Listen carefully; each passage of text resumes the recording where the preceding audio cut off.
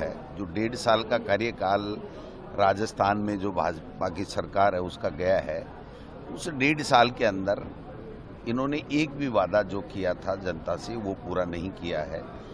ये जो संकल्प पत्र लेकर के आए थे, जिसके आधार पर इन्होंने वोट मांगे थे, उसकी अब बात करने को भी तैयार नहीं है।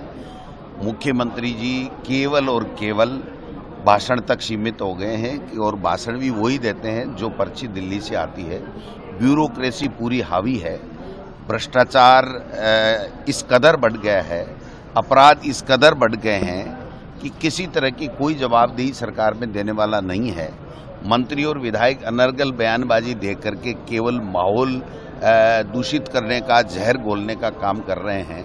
तो मैं समझता हूं कि ऐसे में जो बेरोजगार, जिनसे इन्होंने वादा किया था कि हम लाखों नौकरियां दे देंगे, ये कर देंगे, 1 लाख दे देंगे, 1.25 लाख दे देंगे, आज कोई भर्ती नहीं है, कोई नहीं है। रीट का एग्जाम इन्होंने कराया, तो आप बताइए रीट से नौकरी थोड़ी मिलेगी। रीट के बाद में जो L2 है उसके अंदर आप दोबारा एग्जाम लोगे तब जाकर के, और भर्ती कितनी निकाली है? 10,000 की। और इसकी सेकंड ग्रेड की भर्ती कितनी निकाली है? 2,2600 की। आप बताइए, जहां लाखों बेरोजगार हों B.Ed किए हुए और जो परीक्षा देना चाहते हैं, उनको 2,000 की आप भर्ती, 2,600-2,200 की भर्ती है, और व्याख्याताओं की भी इतनी ही है। तो मैं समझता हूं कि न भर्ती है, चतुर्थ श्रेणी कर्मचारी ये ले नहीं पा रहे हैं।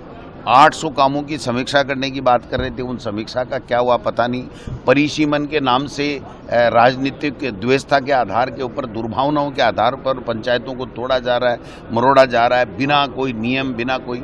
6 महीने से चुनाव नहीं हो रहे हैं। 6 महीने पहले तैयारी होती है। कानून में प्रावधान है कि आप 5 साल के अंदर अंदर सारी प्रक्रिया करके 5 साल चुनाव कराओगे। अब एक रट लगा रखी है, वो खर्रा साहब बोलते हैं बार बार, एक स्टेट एक इलेक्शन। कहाँ है एक स्टेट इलेक्शन? आप बताइए कि अगर आप जो चुनाव ड्यू टाइम पे है उसको नहीं करा करके उसको 8 महीने आगे ले जा रहे हो, और दूसरा जो चुनाव आ रहा है उसके साथ में करवा रहे हो, तो उसको एक इलेक्शन थोड़ी कहते हैं। ये तो संविधान का, कानून का उल्लंघन है। और ये तो एक मौका नहीं है, ये संविधान को इसी मानते ही नहीं है। और संविधान का उल्लंघन हम बार बार इसीलिए कहते हैं कि आप संविधान को नहीं मानते।